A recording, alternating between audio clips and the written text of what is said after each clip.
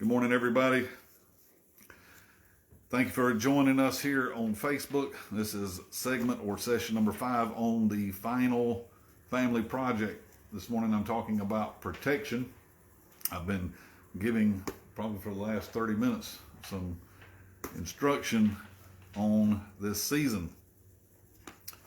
Sorry you were not able to join us for that. We're going to Luke 15 this morning. Luke 15, I want to look at verse number 13. Verse number 13. It says, and not many days after the younger son gathered all together. Say that with me, all together. All together. You know, they always take all your stuff if you're going to go. Don't leave nothing behind. He gathered all together, and he took a journey into a far country, and there wasted his substance with riotous living. Just talk to you just a moment about character, right? He didn't just waste his substance on living. He did it on what kind of living? Right. What does that mean? He sure didn't go out and buy a house. What did he do? He partied, Elijah said. Anytime a son goes away from you, go ahead and expect reckless behavior. Just go ahead and expect it.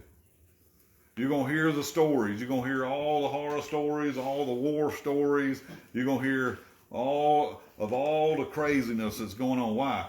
Because, number one, he's lost connection. He sure ain't got any connection. So what's going to come? Absolute disorder is what I just talked to you about. The purpose of a spiritual father brings order into your life so that you can grow, mature, and prosper. What do you think is going to happen to this guy? I ain't even read the rest of the story. What do you think is going to happen? What comes with riotous living? Poverty, thank you, always. Remember, we had this conversation 27 years ago. I said, have you ever seen a dope head that had anything? And your answer was nope. When there's dope, there's always going to be a nope. Nope, you ain't got that. You ain't got that. Any time that someone's living like this, they're not living the high life. Let's go on. It says, and when he had spent all, that tells me right there he's got a poverty mindset. Because he ain't looking for anything of tomorrow. That's called vanity when you can't see past the tip of your nose. There arose a mighty famine in that land, and he began to be in want. Some Bibles say lack. I'm going to attack lack 2 weeks from now because I'm going to start talking to you about order, and it's the only path to prosperity in God's kingdom. Otherwise, you'll be in lack. He went and joined himself to the citizens of that country. You know, this is always amazing. The initial thought of a son or daughter that goes away from you, it won't be to come back home. They'll go join themselves to another system. They may go back to where they came from. They may go back to what was familiar to them, or they may just find some other people. Somebody will take them in. He sent him into the fields to feed swine. And he would fain fill his belly with the husk that the swine did eat, and no man gave unto him. And when he came to himself, say that with me, he came to himself. The epiphany always will happen at some point. He said, how many hired servants of my father's have bread enough and to spare, and I perish with hunger. I perish with hunger. So let's get this understanding. I'm on number 3 on your sheet. A spiritual son needs protection. Say that with me. A spiritual son, needs protection. So I need to understand this from a son's perspective, but I also need to understand this from a father's perspective. This is one of the chief roles of a father. One of the chief roles of a father is that of a provider. A provider. One of the chief roles of a father is that of a provider. Ladies, do not check out on me, because the terms that I use here, when I say son, that includes daughters. When I talk about fathering someone, I do believe that ladies can mother someone in the Lord, but they can also, in that essence, be fathering someone. I'm not saying any of that to confuse anybody. Because if I were to say here that I believe that there should be someone to parent you in the Lord, it's no different than someone discipling you. Okay? We use a different term here because the term indicates a different function. I'm not just creating learners or pupils here. I'm creating an identity. I don't want you to have the identity of just a student, because a student just goes to a classroom, learns some information, and then goes home with that information. This is more than just information. This is the truth about creating in people an identity that they are part of a family. It didn't say that God sets the solitary in a classroom. God sets the solitary in a family. Families. That means there's multiple families. There's multiple families for multiple reasons. We won't face any of that today. But one of the chief roles of a father is that of a provider. When you begin to see yourself as a son, and you begin to see yourself in the role of a son and finding your identity within that family, one of the things that you will begin to look towards is a father being a provider. A father is a provider. You know, in the natural sense, many men, they feel like that as long as they have earned an income and paid the bills, that they have fulfilled their role as a provider. Most men feel that way. The bills are paid. I did my job. Only in that aspect. Only in that aspect. One of the chief things that you provide as a father, naturally or spiritually, is protection. Protection. Listen very closely to what I'm telling you. It's almost a natural mechanism that happens. Even within the thought life of my own wife. If I'm here, she feels more protected than if I'm not. Am I correct? Why? Why? Why? Do I feel more protected when she's home? Do y'all see what I'm saying here? This is something that's already programmed. You came programmed with this information. I find that very interesting, Sherry. I've never felt more safe or secure because my wife is home. I feel pleased when she's home, but I don't feel protected. I'm not expecting her to protect me. When my sons walk in, I don't automatically feel like, wow, I feel safe now. No, I feel like my home is probably in danger now from being near destruction. I have to protect the home. One of the chief roles of a father is he provides protection. Say that with me. He provides protection. Okay, we got that point established. That is one of my chief provisions. I have to know that I provide this. I bring this. I bring it in a natural sense, but I'm also to bring that in a spiritual sense. Within a spiritual family, a spiritual father is to provide protection. I'm going to protect you. But I cannot protect you beyond the limits that I can correct you. Are you following me? All of these things follow suit. If you're not staying in connection, then I already know I won't be able to correct you.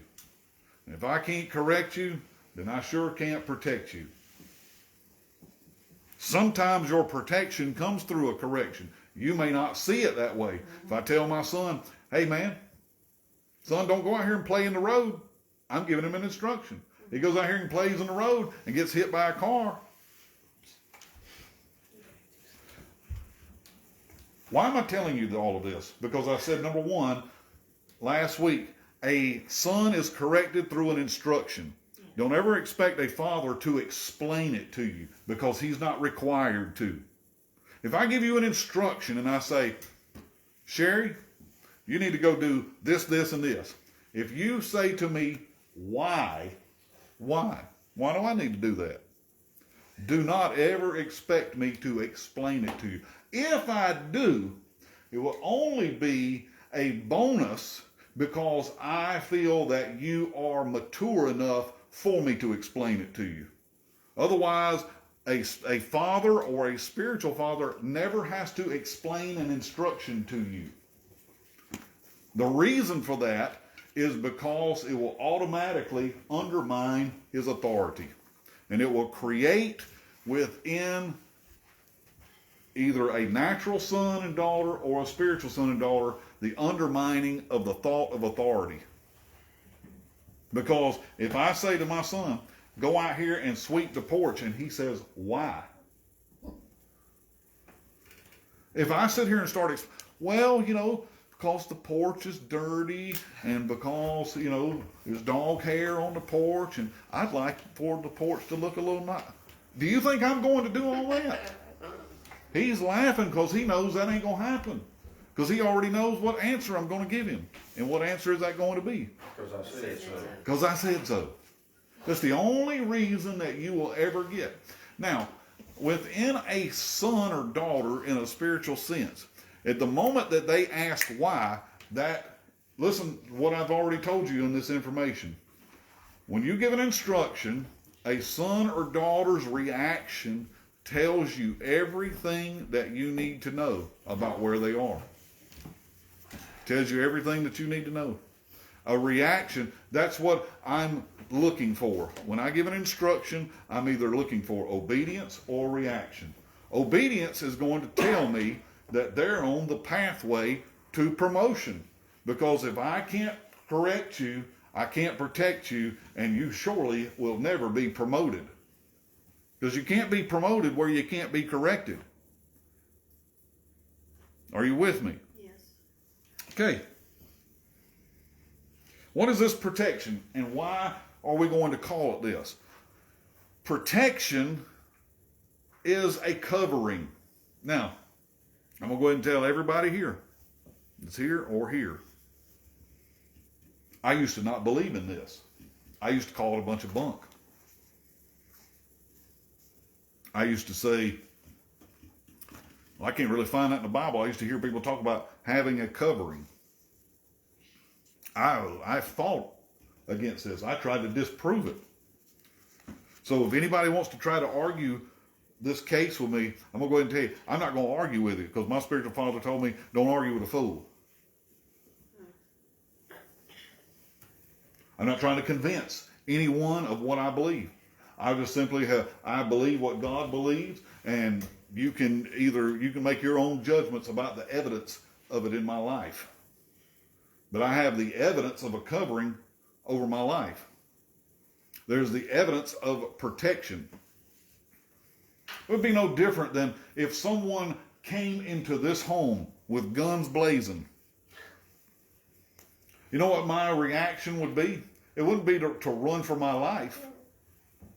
It would be to cover my wife. It would be to cover my children. It would be for me to step up and take the bullet.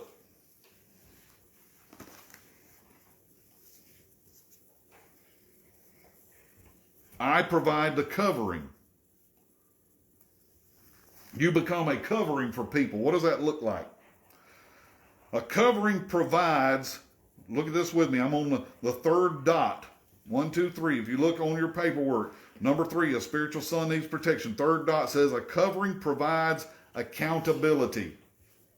Number 1 here, you must understand that if you're going to be in a relationship with me as a spiritual son or daughter, you have to understand that you're going to be accountable to me.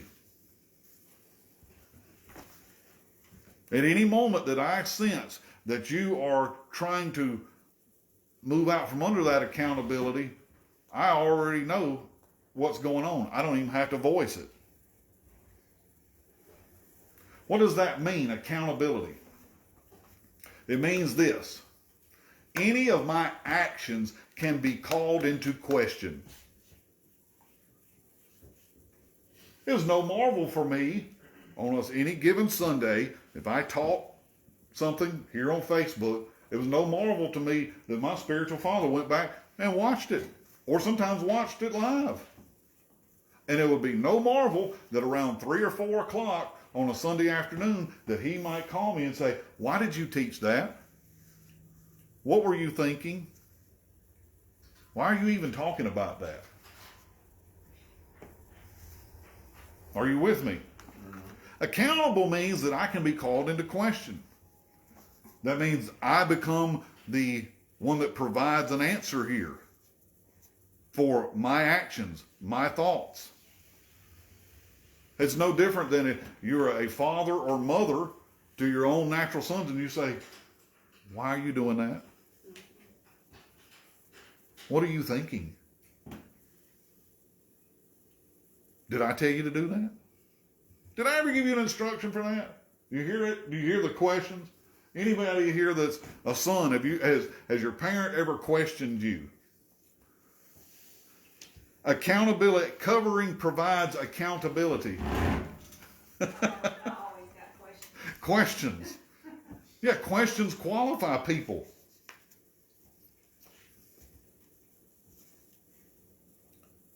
It also provides a buffer or a barrier between wrong people. Say that with me, wrong people. Wrong people. Will either try to enter your life, speak into your life, correct you, or take advantage of you. See, you may not see it, but this is why I talked about patriarchal grace.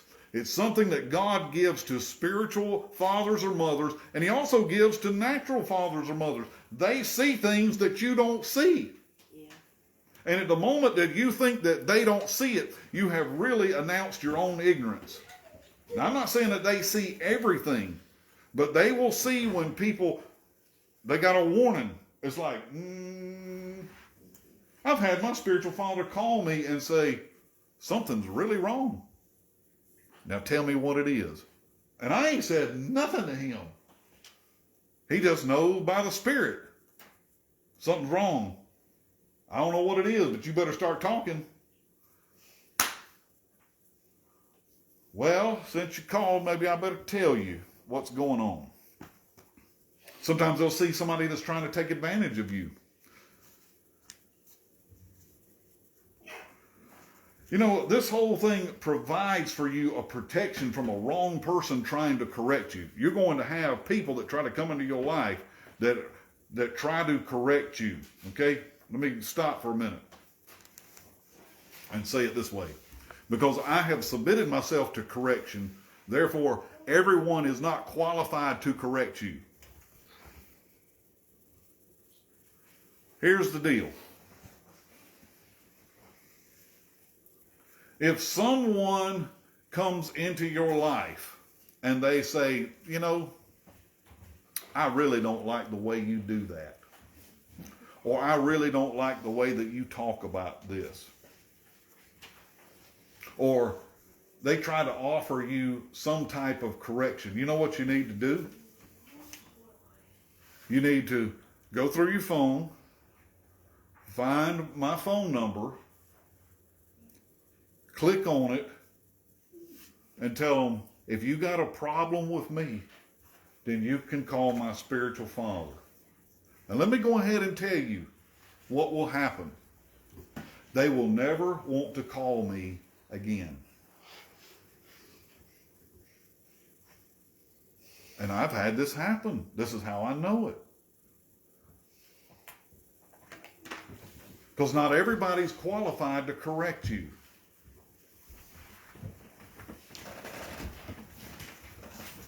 That's what my spiritual father told me to do. He said, if somebody has a problem with you, Todd, you tell them to call me. They got a problem? Tell them, give them Bishop Cricht's number. And he said, I promise you they won't ever want to call me again. What was he doing? He was providing protection for me. Now, he wasn't providing for me an avenue to go out and just act any way I want. Because then I was going to be called into question. But he was providing me for protection of wrong people with wrong voices who will give you wrong information. There's going to be people that try to enter your life and speak madness.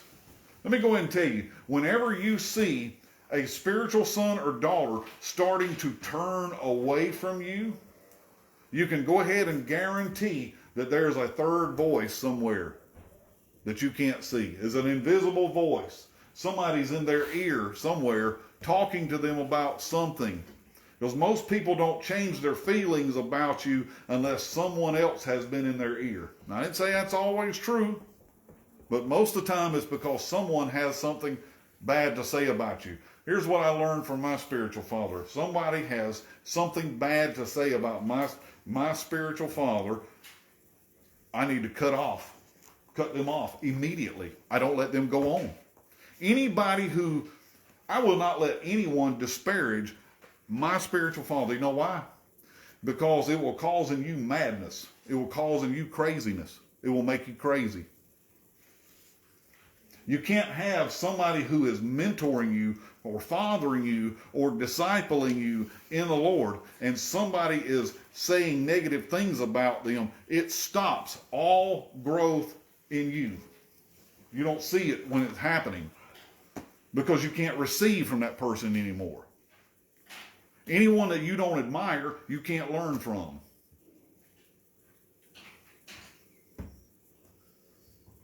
Do you see what's happening?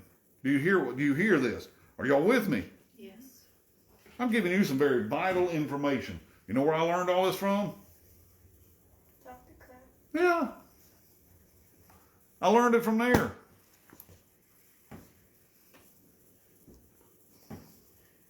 If you let anyone talk bad about them, let me say this. How many of you here would tolerate someone in your presence just trash talking your mother? No. They do it for about a minute. I mean, like that, she's the sorriest, low-life, scum of the earth human being. Man, all these young guys have got their fists balled up in here. Y'all can't see it on here. Then why would you let someone do that in your presence that's a spiritual father to you or a spiritual mother? Because I'm going to go ahead and tell you, you start talking bad about my spiritual daddy, these are fighting words. Why? Well, one, I don't feel that you have the right to say anything about him, especially if you don't know him. Do you know him personally? Do you know him like I do? Do you think that I'm deceived here? No, I'm not deceived. I see way more clearly than you do because I'm on a different level in relationship than you know somebody from standing outside. See, I've had people say these kind of things. They'll be like, well, I saw him say this on TV 20 years ago. Let me ask you something. If somebody was following you around with a camera 20 years ago, what would they be seeing? And what would we think about you? Especially if they played it on rerun over and over, week after week.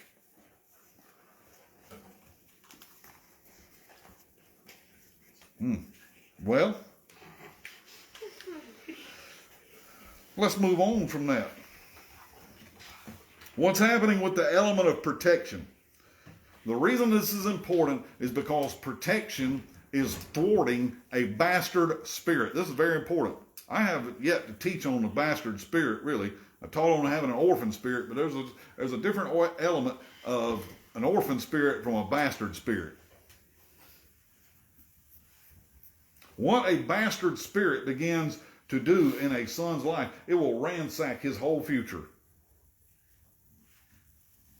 The protection is providing for him a way not to operate out of having a fatherless spirit.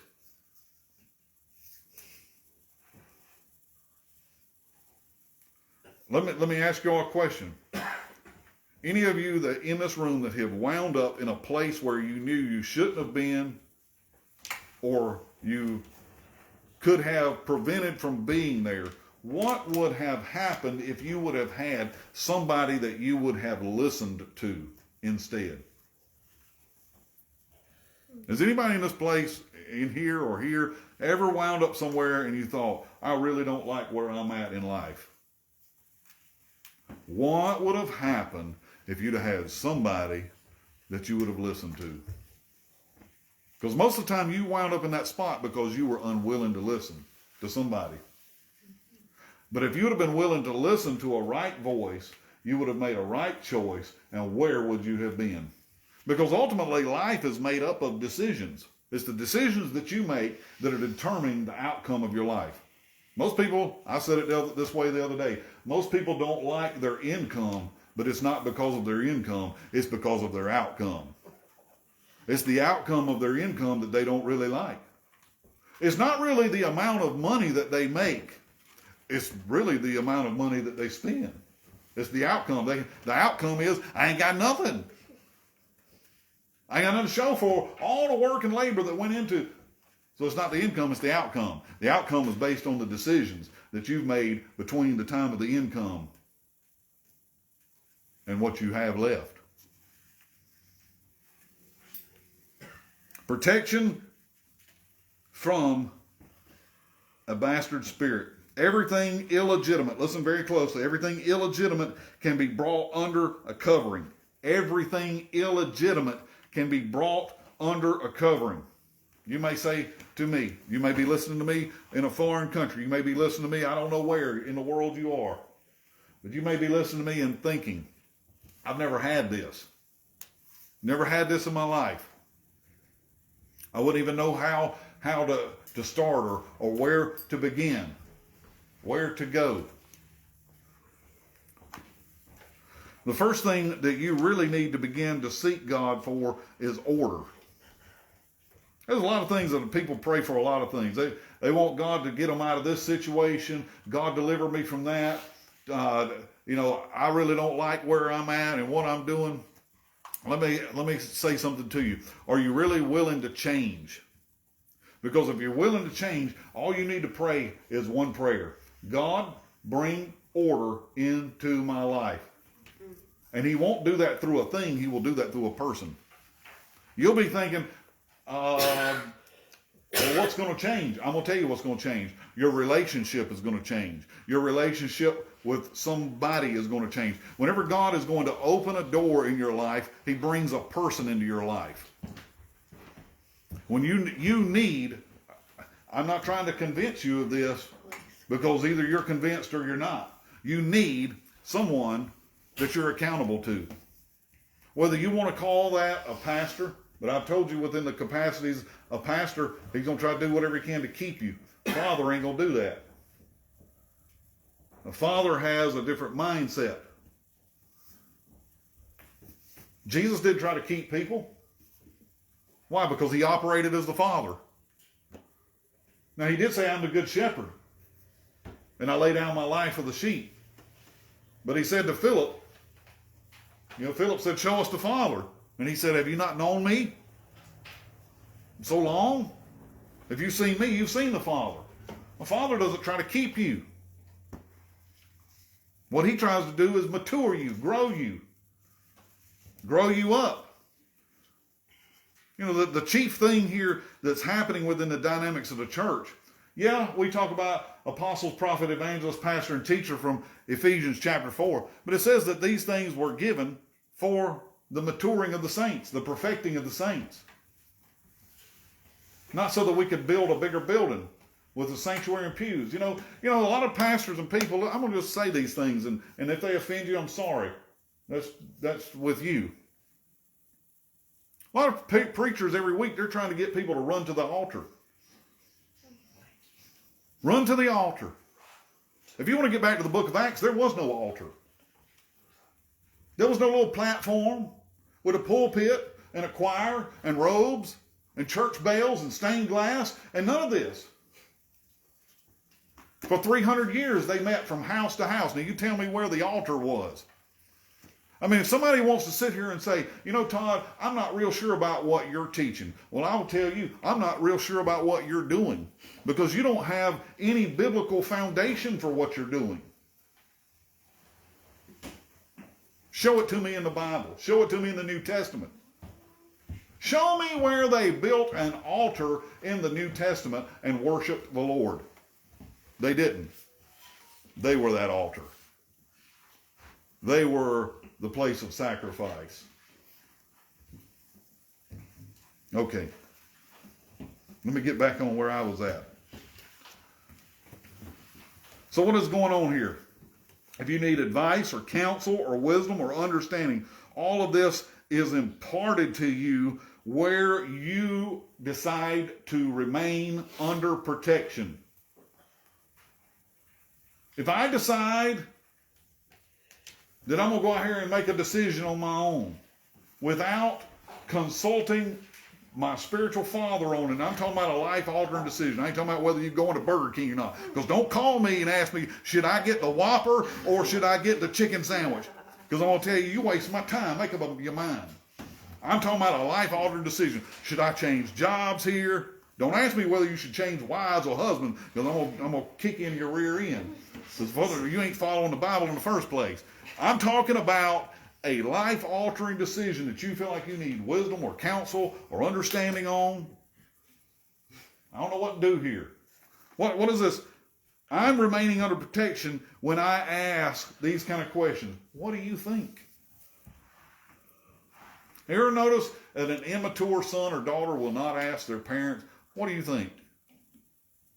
You'll know when one has arrived when they start asking you, what do you think? That doesn't mean that they're going to do what you think or they're going to even take your advice. But I'll know that they're starting to reach a certain point when they ask me, what do you think?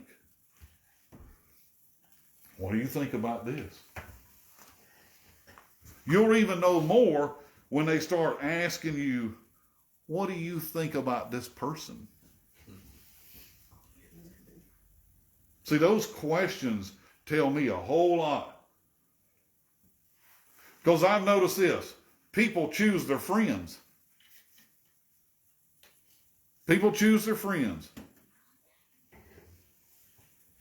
And some of the biggest mistakes that people ever make is the friends that they choose. If they would have asked a parent or someone who was a spiritual leader, spiritual mentor, spiritual father to them, what do you think about this person? It probably would have changed their entire life. You know why? Because don't expect someone who's in authority over you to answer a question for you that you ain't asking. Now, my mama and even my daddy would try to tell me sometimes, you need to get that person out of your life. My spiritual father has told me this. This was difficult. It was difficult. He said, Todd, you're dragging around a lot of dead bodies. And I said, huh? He said, yeah, you're dragging around a lot of dead bodies, and we're going to get rid of those people. I said, well, how are we going to do that? He said, here's what you're going to do. You're going to close the church. And I said, I'm going to do what? But you don't understand. But see, I started all my buts. Are y'all hearing what I'm saying? Mm-hmm. This thing becomes something that is needful for you that you don't necessarily have the welcoming mat out for. But it's needful for you. Because it's the only way that you can progress. It's the only way that you can ever be promoted. Because there are wrong people. Sometimes there are people of your past that need to go because God can't bring any future people into your present because you're dragging around people from the past. Are you hearing me? Yeah.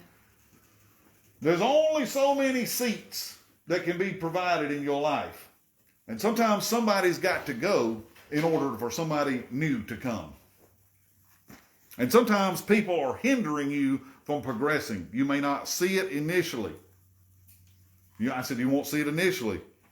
But as soon as you put the fire to the candle, the wax will begin to melt. And all the facades will begin to go away. And as soon as you transition into becoming a son or daughter, and people begin to see you taking on the role of a father or mother, they're either going to press into you or they're going to run away from you. Are you hearing me? I'm not even over here on this. I'm talking out of what I know. I'm talking what I know because I want you to know what I know. I want you to know what I know because I know it to be true. And I know that this will happen. As soon as you give them an instruction. See, people will want you to continue with them because you become a crutch to them. I ain't nobody's crutch. I'm not your get along. I'm not how you gonna make it through the week. I'm not how you gonna make it through the day.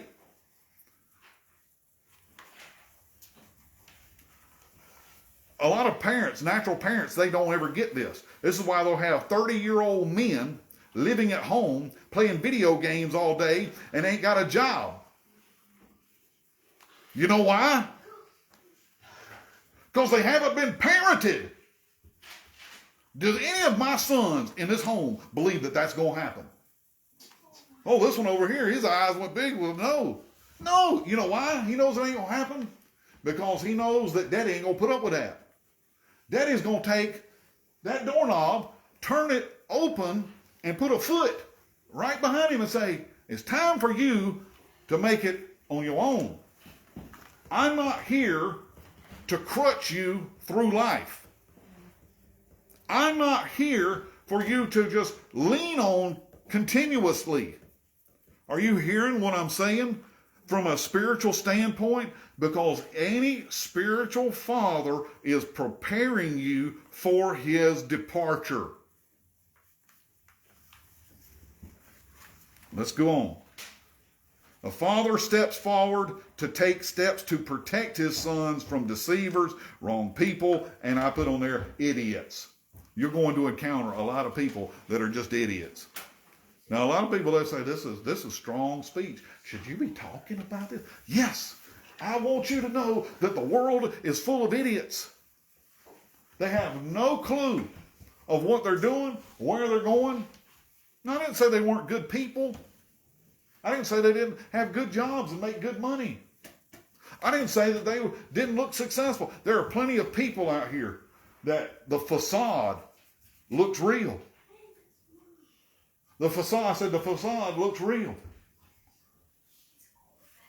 Everything looks good. Sounds good. That's why these people that call my house, I keep having this guy call my house this week that he wants to sell me insurance. He wants to sell me life insurance or medical insurance. I don't know which one it is, but his name's Stan. Stan. I done talked to Stan several times a week. When Stan calls, I say, hey, Stan, glad to hear from you again today. Yes, my Part B Medicare has expired. So what are we going to do about this since I'm 48 years old, Stan? And he hangs up. There are people out here that they're always trying to get in your pocket. There's somebody, you're going to encounter somebody every day who is trying to get your money. Every day. I'm going to tell you that. as far as this family is concerned, whether anybody else chooses to listen to me on it, you're going to encounter somebody every day in your life that's trying to get your money.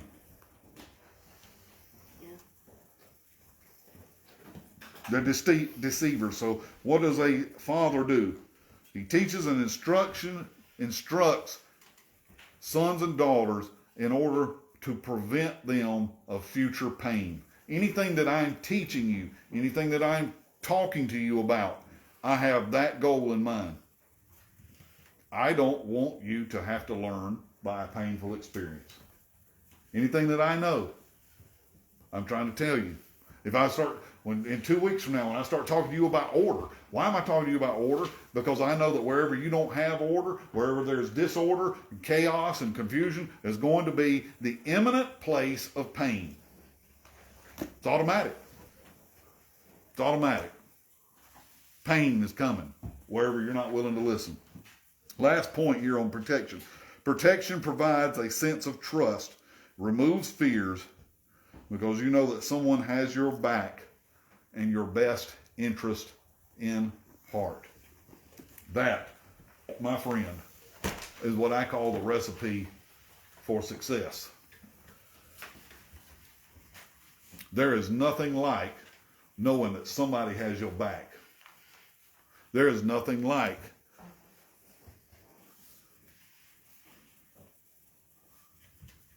knowing that someone has your best interest at heart. This automatically leads me into my next point of next week about promotion.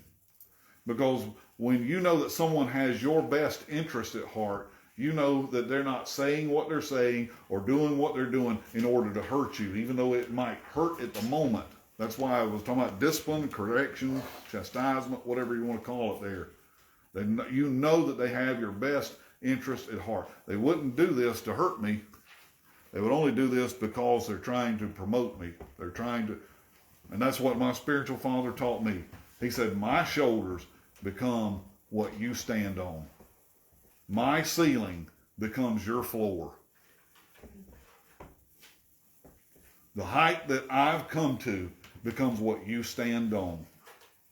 Everything that I've done or built or learned, everything that I'm imparting to you, you don't have to spend the time to learn. Wouldn't you rather learn something in 15 minutes than have to take 15 years to learn it? That is what happens in a relationship. The relationships that God ordained within a family. That's why it's called an inheritance. I didn't have to go out and earn this for myself. Listen to me, a wise man leaves an inheritance, not just to his children, but to his children's children.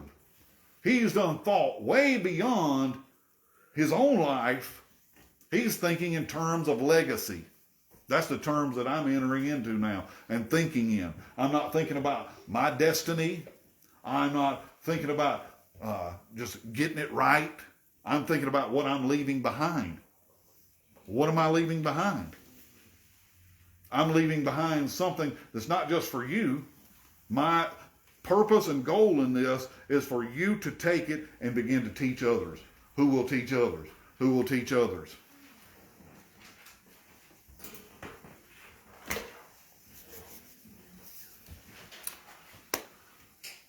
Let's see who I got with me. Hello, Christopher, Tim, Cindy, Joshua. Let's see who else is with me. Back up. Chauncey, Ravi. I don't know if you all are still here, but thank you for being with me today on this. I'm going to check off from here in just a second, and I'm going to go get some lunch. I think I want me another cup of coffee before